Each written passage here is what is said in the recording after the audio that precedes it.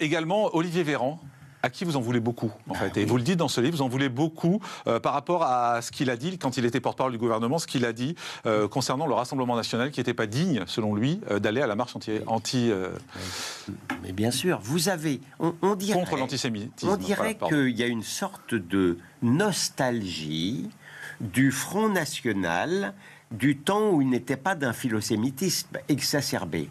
Et là, vous avez le Rassemblement national, qui est l'un des mouvements qui a le plus compati à la souffrance juive en Israël et qui a compati avec les juifs français, qui se propose de manifester contre l'antisémitisme.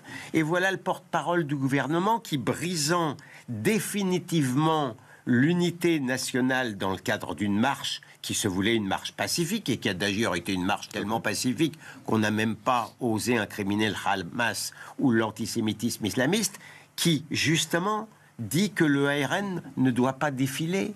Donc évidemment que je lui en veux profondément pour des motifs idéologiques et bassement politiques. De vous à moi, je n'ai pas beaucoup plus apprécié la tenue de son chef qui a expliqué, M. Macron a expliqué qu'il n'était pas allé à la manifestation contre l'antisémitisme pour préserver l'unité nationale et ne pas discréditer la communauté musulmane qu'il tient donc comme complètement antisémite. Ça n'a aucun sens. Il l'a prononcé en termes helvétiques, mais il aurait pu tout aussi bien le prononcer à Munich.